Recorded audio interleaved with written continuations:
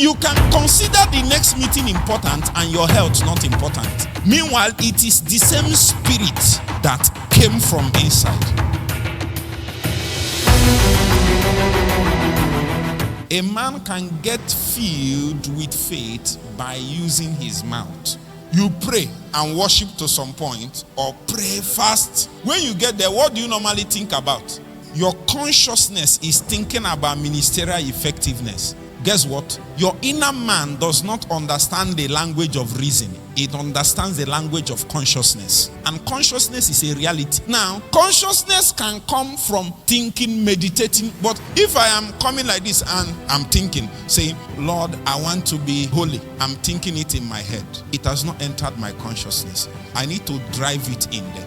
The implication of that is that anytime I strike water in the spirit, anytime the presence and the anointing starts increasing, anytime I start getting filled with the Holy Spirit inside, guess what? It will go and handle. That same thing your subconscious has held as the important thing in your life. So you can consider the next meeting important and your health not important. Meanwhile, it is the same spirit that came from inside. So in case you are not sure, use your words to direct. What did I say?